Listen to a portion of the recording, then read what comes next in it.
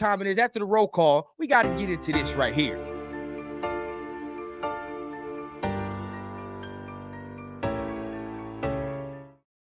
And you know we got to get into the Raider recents. What's been going on recently since your boy Rundown was last live, right?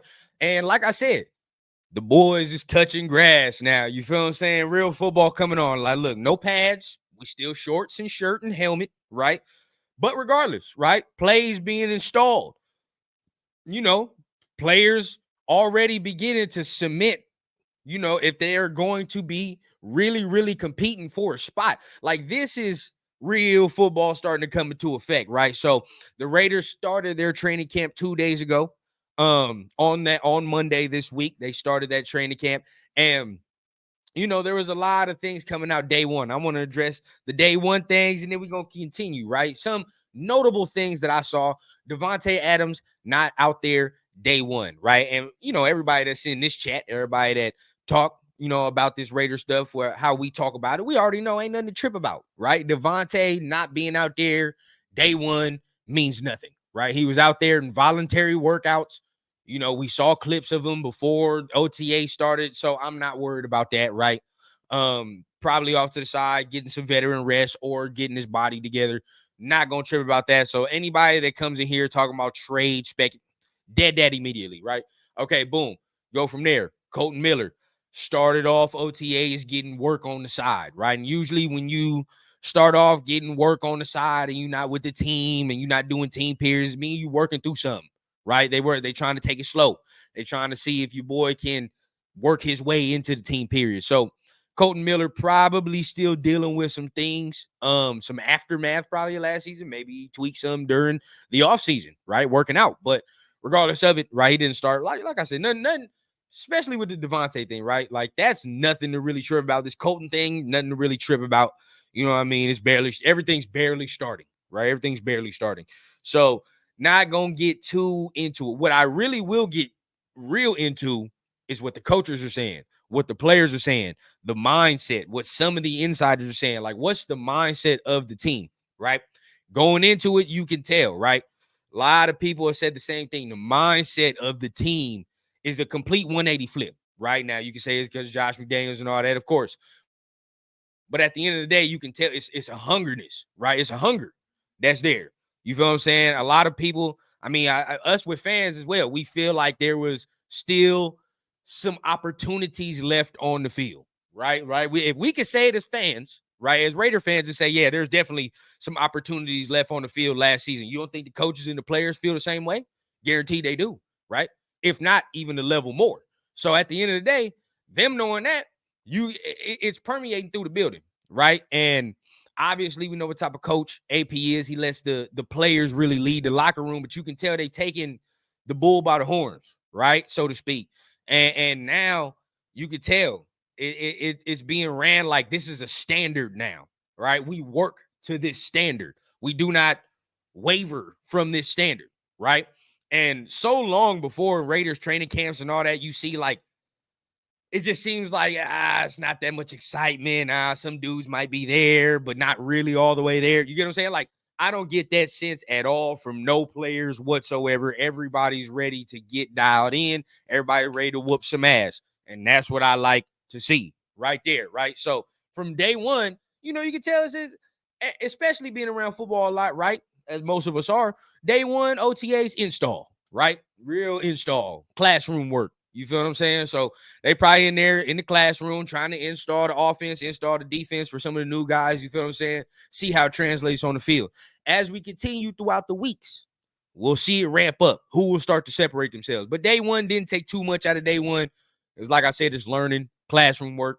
Other than that, you know, you go from that to day two. And real quick, I want to shout out some of the guys that came in while your boy was on the tangent, man. I saw my guy SoCal Sal in the building. What's going on? Always love when SoCal Sal shows up. Man, Dirty, what's the deal? Dirty Eric, how you feeling, man? Glad you can be here in the building with your boy. Guaranteed, man. Let me see. But and you know I gotta shout out the guy, man. Cowtown, always showing up and supporting, man. Hey, much love from my guy. Guaranteed. So as we continue with that, right, we're gonna start talking into what happened day two. Okay, so as we go day 2 today, right? So what are the things that the Raiders were going on? There's a couple little stories that I wanted to go ahead and highlight, right? As far as what the Raiders and coaches, players, and all that talked about. So first and foremost, we're gonna start with this right here, right? Michael Mayer, right? We saw he spoke to the media. You can see he says it right there. My mentality is different this year. You know, I've definitely flipped the script. Last year, maybe there were some days I didn't want to come in. It's time to dig down, play some ball, win some games. And you see right there, right the bottom, to me, the most important thing he said, my mentality is different, right? And a lot of people wondered how his mentality was going to be if they drafted Brock Bowers. Didn't put that quote on here, but he already spoke about Brock. There are things Brock can do that most people won't be able to account for. And he even said it. How are people going to guard both of us at the same time? 100% facts. But I'm going to put it up one more time. As you read the quote one more time, mentality is different this year, right? Last year, there's some days he didn't want to come in. As you know, he dealt with a lot of injuries, right? My man dealt with a lot of injuries. But this is a guy right here that I think can really make a leap year 2, right? I think he can make a huge leap year 2 and become the tight end we know that he can become. Now, obviously, a lot of people are going to stick on to the fact, like, I did not want to come in last year. A lot of that may attribute to the coaching staff, attribute to the injury, right? I mean, it's a rookie, right? So you got a coaching staff getting fired in the middle of the year, being your rookie season, you dealing with injuries, you in and out the lineup, you not being able to play. There are things, right, that can mess with your mental. At the end of the day, he had to take those in stride. But as you can see, once again, like I said before this, everybody is ready. Everybody is ready to work. That's not even, and I'm not even talking about play a game, bro, because obviously everybody's going to be ready for the game. Everybody's ready to show up to practice and work. That is rare, very rare. And, you know, last year was a tough year for rookies. It was, right? I mean, you go for him, O'Connell, Trey, all the rookies, bro. It's a tough year. Your coach get fired in the middle of the year, especially if you're on the offensive side of the ball, right? If you're on the offensive side of the ball last year, you was for sure thrown into the whirlwind. No question, right? So it's like, if you were thrown into the whirlwind like that, it's kind of hard to keep you focused, kind of hard to stay on track. And that's what I got from this right here.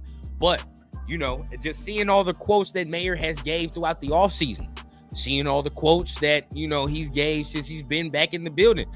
Your boy has taken his health and everything seriously. Kind of feels like he knows what he has to do to prepare his body for an NFL season, right? And obviously is comfortable with the playbook, right? Heard something from Michael Mayer that he spoke with Cole Kmet, right, about Luke Getsy's offense. And obviously, if you saw any of the Chicago Bears last year, they used Cole Kmet real nicely.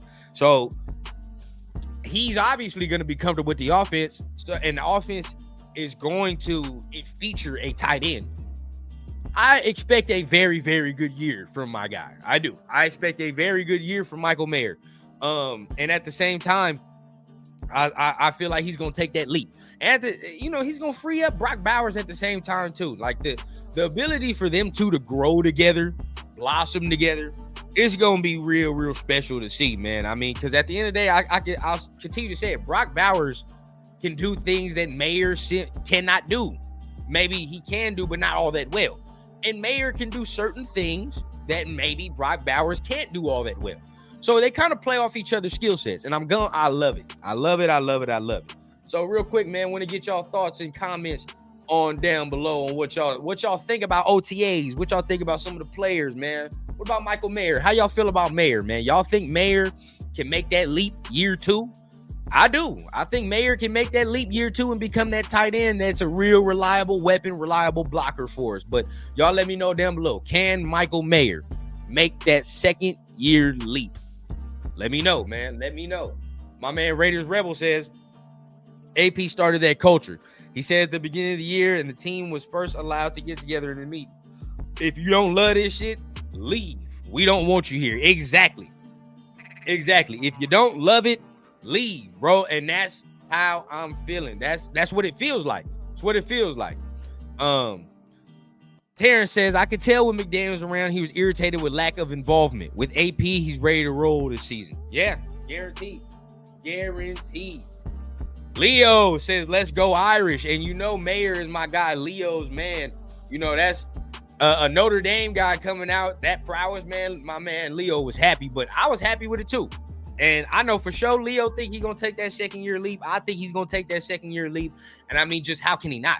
Look at how many look at the single coverage my man will be getting this season. It's going to be ugly. It's going to be real ugly. I don't know how you game plan for this offense. Like, if this offense has above average quarterback play, I'm going to tell you right now, there's not a lot of teams that's going to be able to mess with this team. It's not. I say that very, very confidently. If this team has above average quarterback play, it's a wrap for most teams. Other teams, like the real talented ones, we're gonna have to battle with. We'll see what happens. But at the end of the day, we're gonna whoop some ass if that's the case. I am 100% confident in that fact. 100% confident in that fact.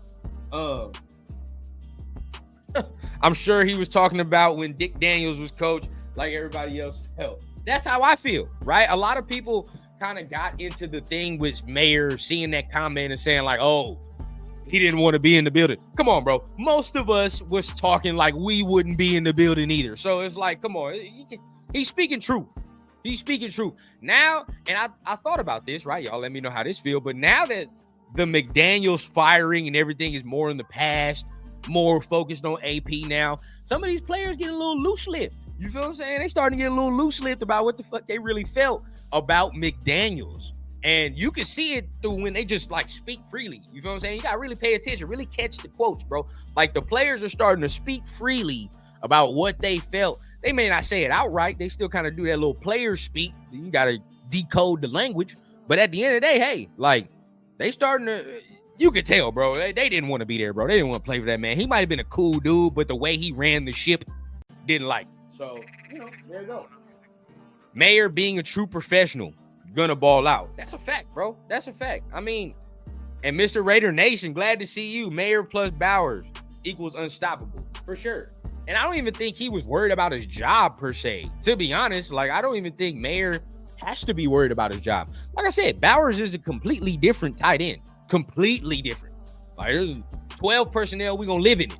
You feel what I'm saying? So it's like I don't even think he got to be worried to that degree, bro. Like you.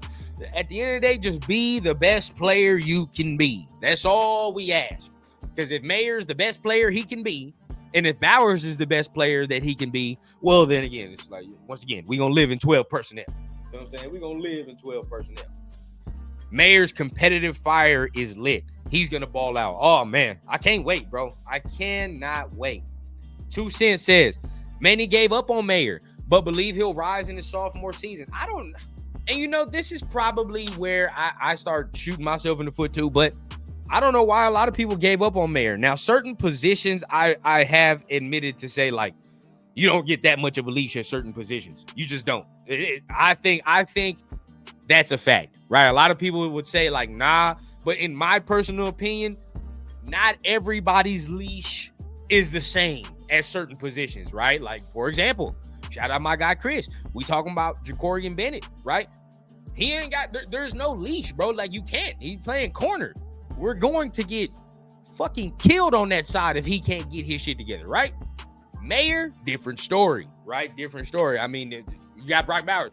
I don't think the leash is that short for Mayer as it might be for Jacorian Bennett. Now, I might be wrong on that factor, but certain second-year players in certain positions have different, I feel like, timetables, and this is one of them, right? I feel like this is the dude where a lot of factors happened last year to where I sat and was like, you know, I think this year, after a certain point, it's kind of a wash for him, right? Kind of a wash. But let's continue to see what you guys got going on here, man. We got some other guys that we're going to talk about as well in the building, but definitely, let me see. Man, OJ, what's the deal? My guy OJ in the building. Glad you could make it and chill with the fam today. So, right, we talked about Mayer. We're going to talk about Luke Getsy a little bit. Now, he was on the podium as well, right? Talked a little bit about what he wants to see right now.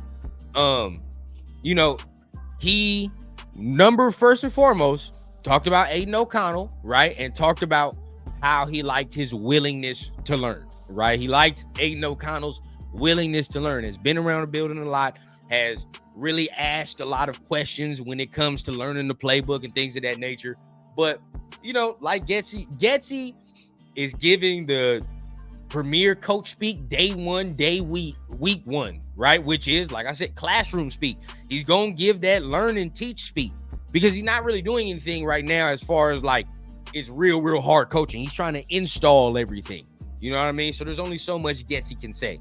We're really going to get into it, right? And really going to get into how he's going to start game planning and getting all those things together once the season comes a little closer, preseason comes a little closer.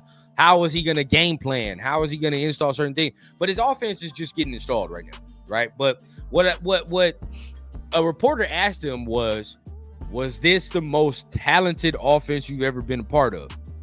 He said no. You got to agree to a certain degree because, I mean, he witnessed Aaron Rodgers win multiple MVPs, right? Multiple MVPs while he was in Green Bay. And in order for a quarterback to win MVPs, they can't do it by themselves, right? There's multiple talented players on that squad. So, you know, he said that, but I've always said it, and I'm going to continue to say it. Luke Getsy is the main piece of the puzzle, right? He's the main piece of the puzzle when it comes to this Raiders team. There is no, I couldn't scheme him open. I couldn't get, no way. You know what I mean? We must have a great game plan. We must be able to attack every defense that's thrown at us, right? And just on paper, it would look like the Raiders can do that. He is the most important piece of the puzzle. If Luke Getsy is good, the Raiders offense and everything else will be good. And I see my guy Severe. I'm going to get to that. But, right, everything else will be good. So I'm looking at Luke Getsy right now with a real hard magnifying glass, right? Hopefully he can do his thing, right? Hopefully he can do his thing. So let me see what my guys go ahead and say before we get to the next topic, man. Bennett, disrespect is nasty word. Now, look here. I'm not like Turf, right? I'm not like Turf where I'm going to sit here and say the man is just pure and honestly just done. I'm not going to say that, right? Like the man's IQ is just zero. I won't say that. But at the end of the day, what I will say is if you're going to tell me he can be a Meek Robertson, that shit's not good enough. It's not. It's just not, right? Now, I see from my guy Severe, Quinyon Mitchell, he wanted that. I stand firm. I still wouldn't have done that at 13. Still wouldn't have done that. Especially if you tell me after June 1st that we get a Steven Nelson and Xavier Howard, Stephon Gilmore, maybe trade for somebody. I'm not tripping, right? I'm not tripping at that point. But right now, I will say when it comes to the corners positions, and if we rolling with what we roll with right now, oh, bro, that whatever corner starting opposite of Jack Jones has to show immense talent, right? And immense growth because it's real young on that side. Real young on that side. And then you talk about Brandon Faison, who really Brandon Faison don't even play like that. Like, you know what I mean? He gets injured more often than I've seen him play. So at the end of the day, that's just we'll see. Let me see. AR Bowling, glad to see you in here. He says, I think this offseason is you can tell the team is bought into AP. McDumbass held this team back from its potential. I agree. AP kicked the potential door off the hinge. That door is on the floor. No, I agree, man. I agree. So you tell that I think that's the best way to put it. AR, they've bought in. Even last year, they could say they bought in, but it didn't feel like it from the players. Even in last OTAs, right? I didn't feel no buy-in.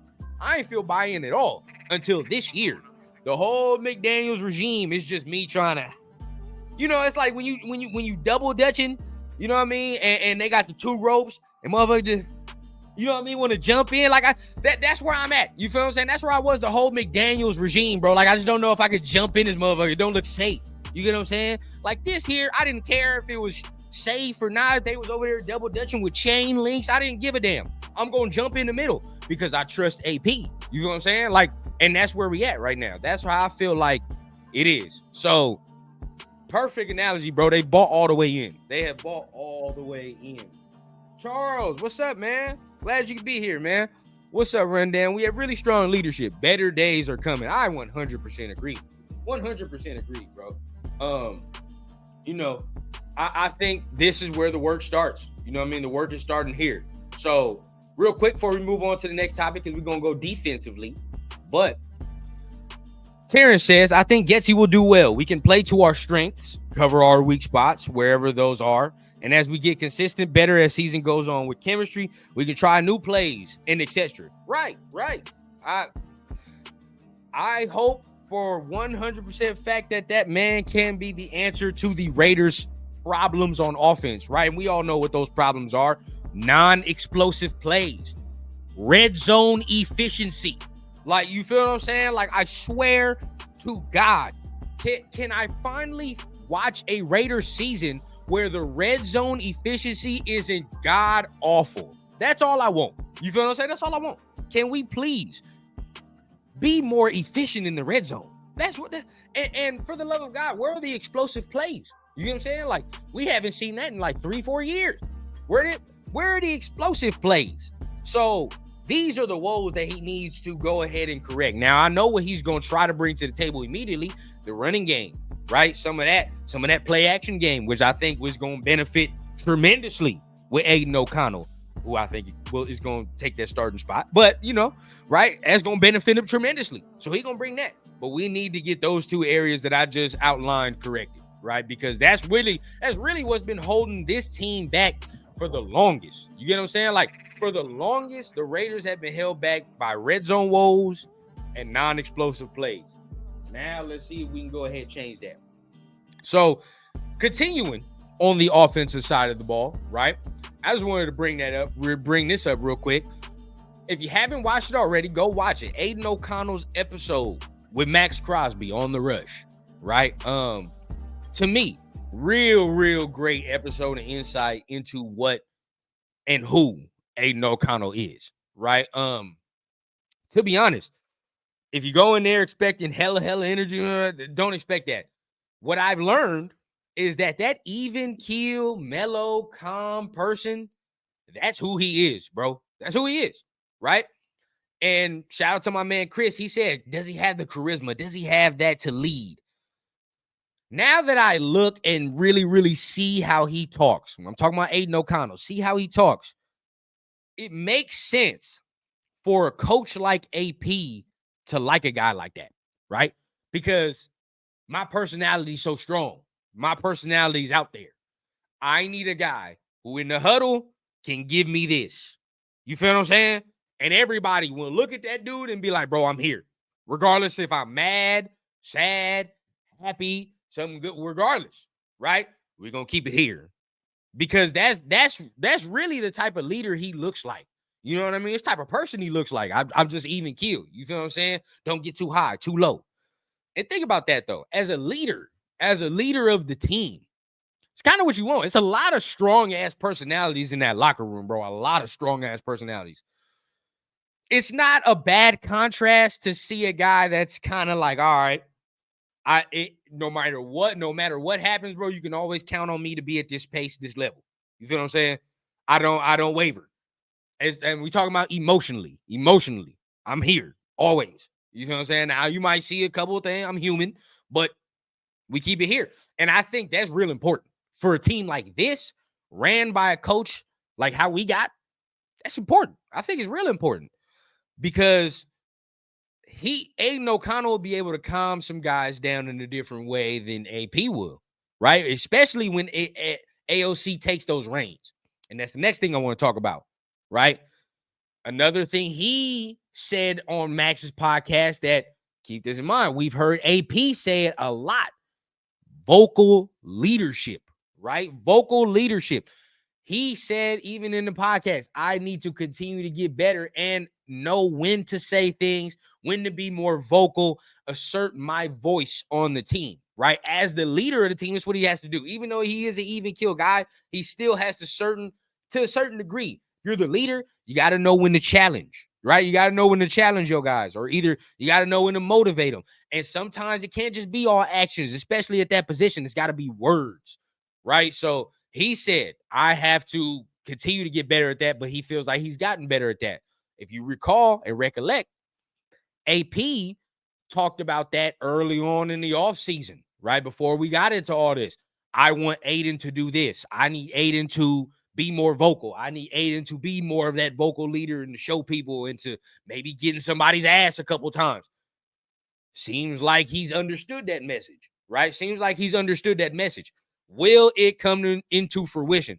That's the thing. Because as of right now, what we're seeing is which quarterback is going to assert their dominance on this team, right? Who's going to claim this team as the leader? That's really what it is. Is it going to be Gardner or is it going to be Aiden? I have faith in Aiden's abilities, but at the same time, to be the all-around leader that you need to be, he's going to need to be more vocal.